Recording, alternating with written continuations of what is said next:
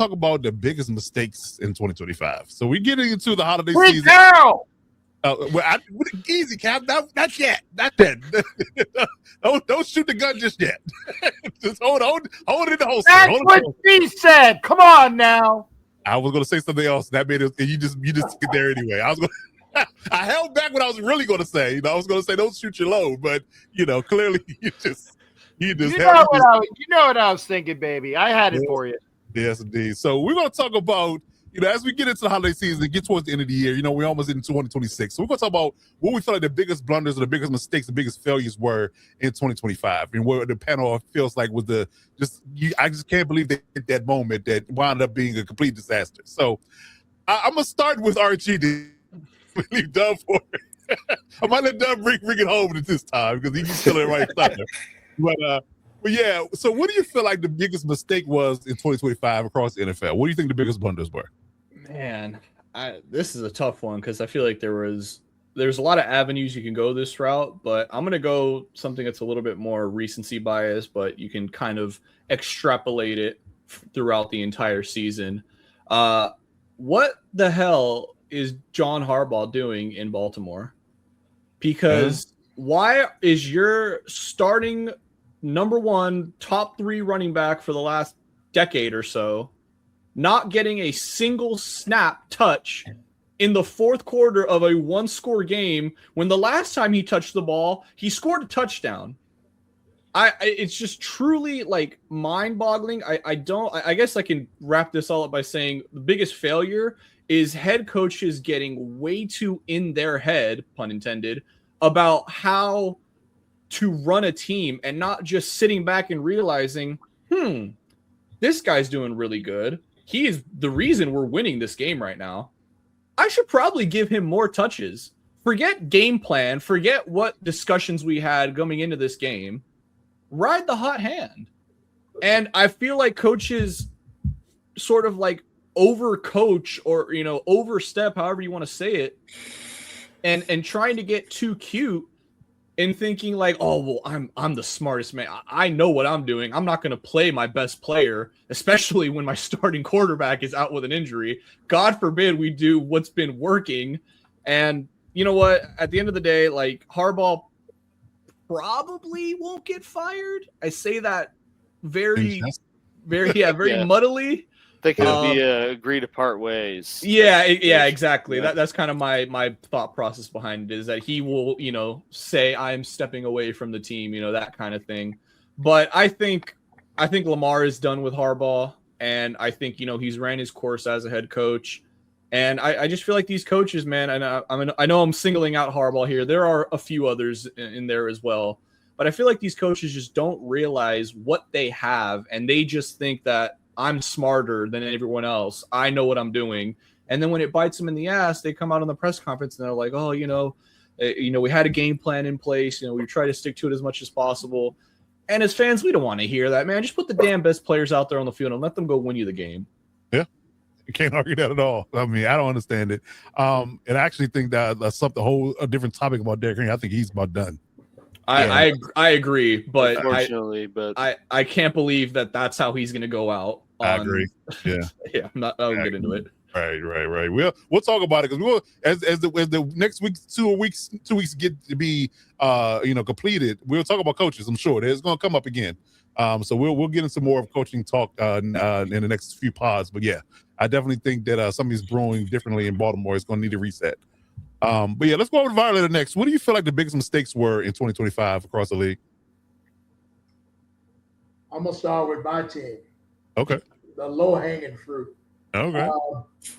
Not pushing to get their franchise QB was mistake number one. There you go. Not addressing the offensive line, which has been, in my estimation, ignored for about 3 seasons.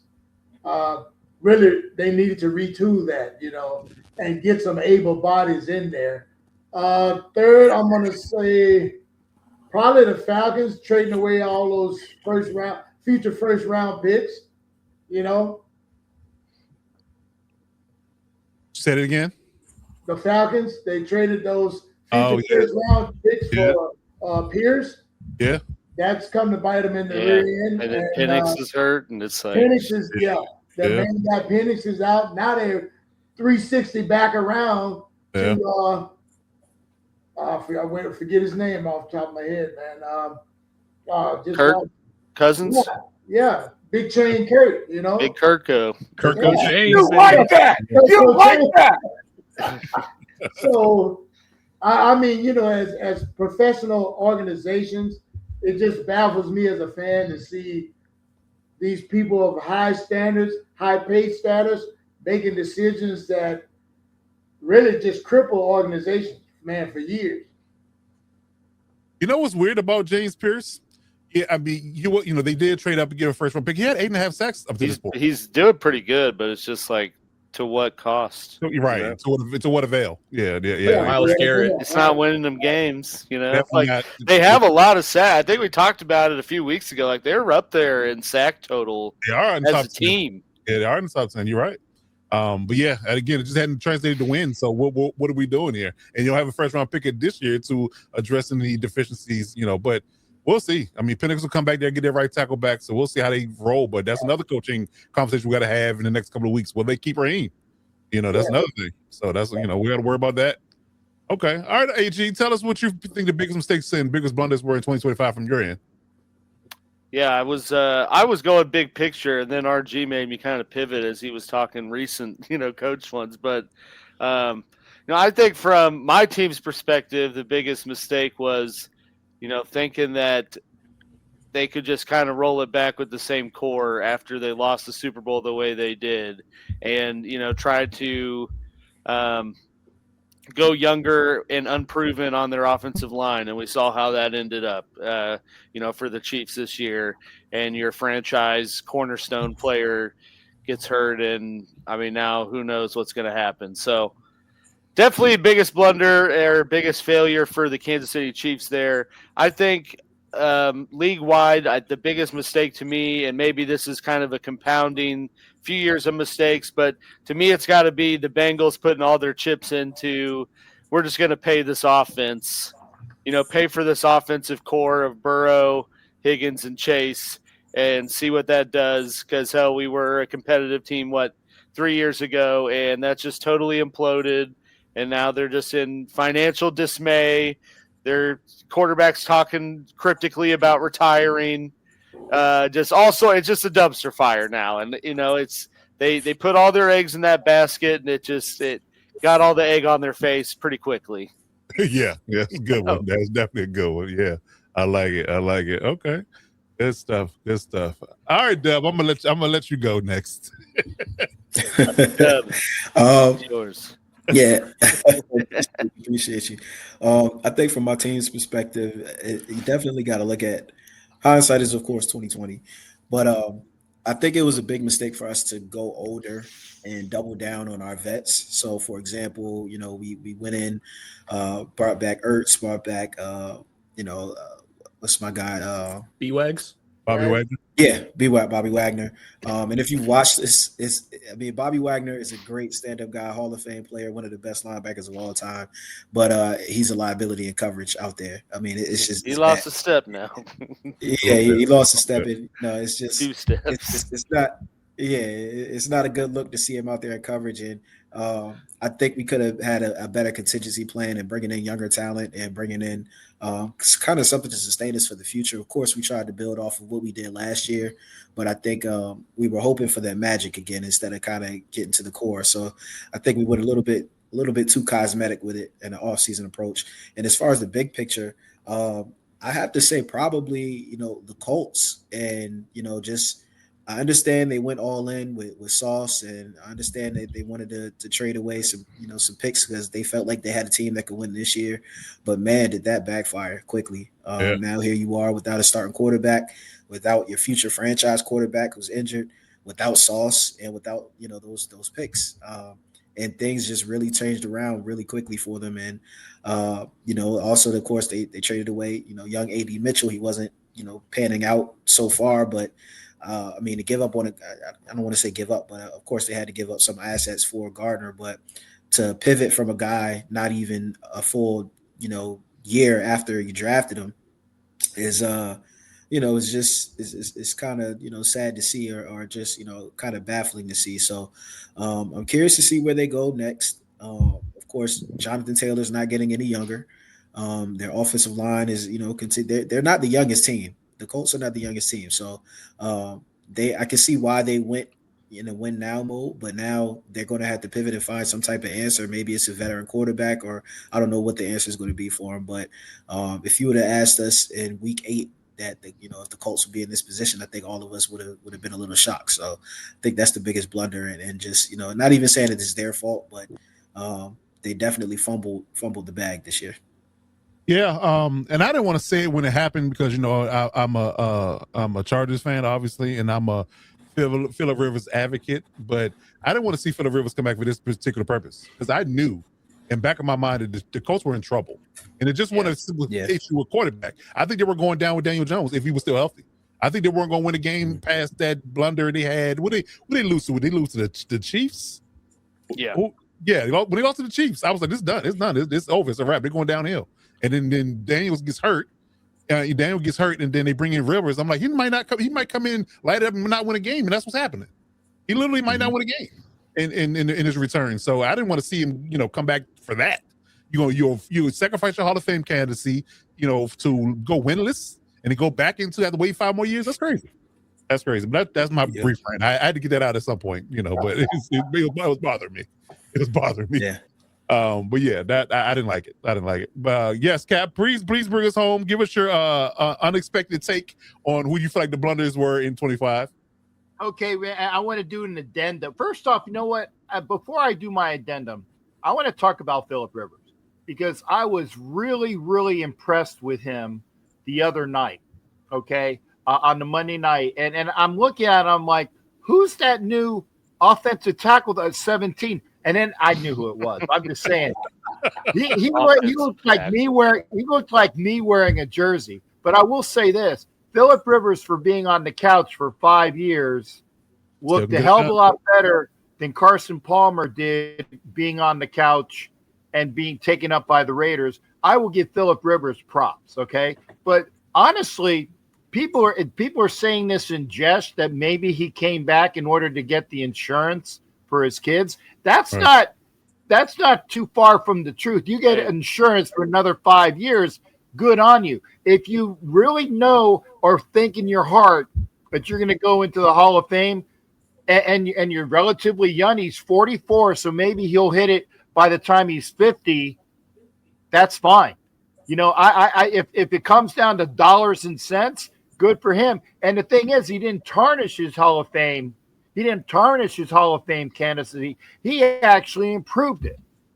He's not damaging his career or anything. You just you're going out there risking your body and your I don't want to say your life, but you're definitely risking a lot to go out there to play football to not win games.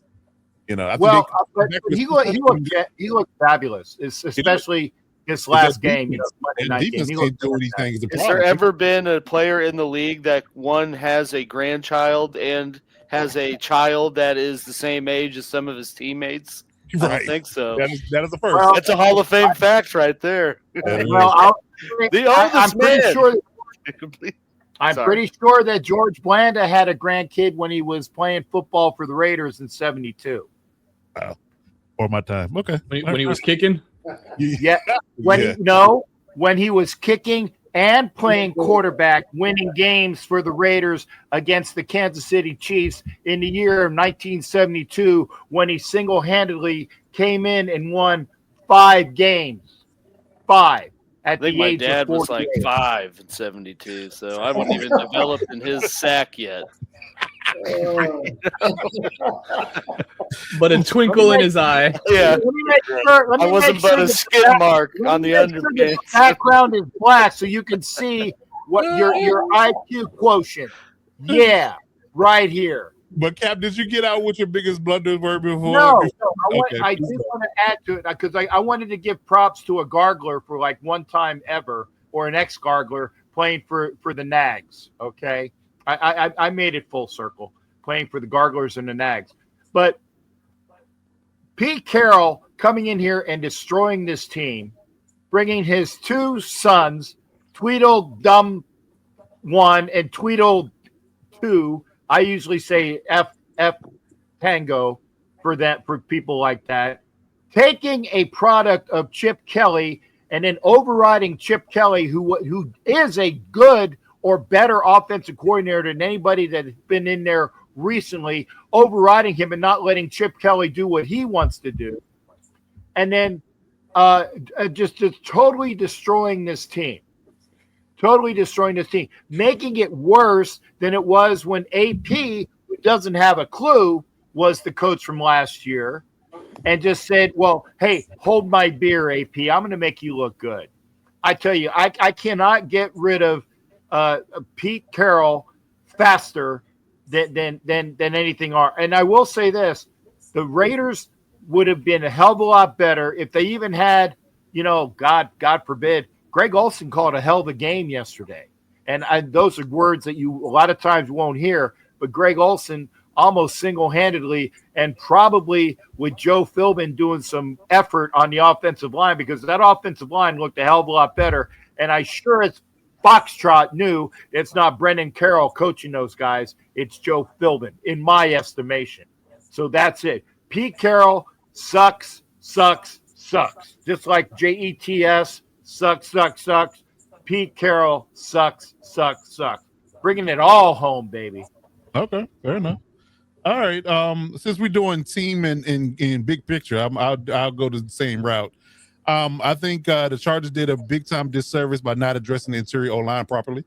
In the off season, you look at a guy like Drew Dahlman, who I was pounding the table for them to sign. When they had the cap space, they could have doled out the cash to bring in a quality center, and they doubled down on Bradley Bozeman instead. And I would argue now, clearly, Rashawn Slater's injury was a freak accident in practice, but I argued this on the Electric Shot Pod, and I argue it here, that if the interior O-line was not as bad as it is and was, we would not have lost Joe Alt. Because his injury came on two blown pass protections on the interior O-line. Zion Johnson was responsible for the first, and Trey Pipkin was responsible for the second. They got completely utterly whooped up front, and the guys that they got beat by whipped into Joe Alt's leg and sent him onto the IR. So if the interior O-line was better, had you even just addressed the center and signed Drew Dahlman, who is the top-rated center in all of football right now, just made the freaking Pro Bowl, you just don't get him, you would have been better off holistically on the O-line. We wouldn't be having these issues, and that's going to, again, ultimately be the reason for or not us to how far the Chargers will go at this point. They've been living off of coaching right now, but sooner or later, that particular protection aspect of it or lack thereof is going to bite the Chargers in their rear. So I think that was one of the biggest blunders for me personally as a Chargers fan. And globally and top down from a league perspective, I think that looking at Nick Sirianni, not understanding, learning from the Shane Steichen to whoever the hell the coach was after Shane Steichen before they got Johnson, wasn't it? Whoever that guy was. Some generic ass guy. Exactly. Some Walmart worker that came on and started coaching. Not learning from his mistakes, because you went from Shane Steichen. Hey, Brian Johnson is the great singer for AC/DC. Okay, so don't badmouth Brian Johnson of AC/DC. Now, as a coach, he's no Bon Scott, but yeah. So that particular aspect of it, knowing how bad you were or how unachieving you were in a space in that season after going to the Super Bowl with Shane Steichen, not understanding the need or in the desire to have a better OC after losing Kellen Moore, not addressing that in the offense could or could not take them, back to the promised land with Pachulo. It was a big in time and utter mistake in my bag. So I think that Sirianni not recognizing that he needed to go deeper into finding himself a better OC was a mistake in my opinion. I got a bunch of them. Even honestly, I could say that the Dolphins doubling down on Tua, the Cardinals doubling down on Kyler. I can go all day. I can go all day. Yeah. As Captain America said, I can do this all day. But it's a bunch of blunders in the league that I think they should have done in that space. But the Dolphins were my backup one, because it's like, why, if the actions that they've taken the last few weeks, like why the hell did they not tank at the deadline and trade Achane and trade Waddle and get picks? Like, what the hell are they doing? Exactly. And you find a GM and everybody else still in place. It's weird. I got another one. This is a bonus one here.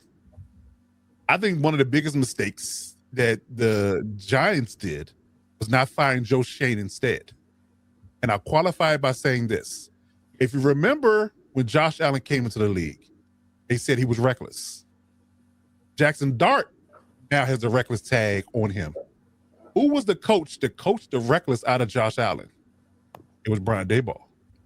So now you have another reckless reclamation project in Jackson Dart. So you should have kept Brian Daboll and fired Joe Shane. I think that's going to come back to bite him too. I think that I'm hoping we get a Daboll over there without first round pick, to try to groom him.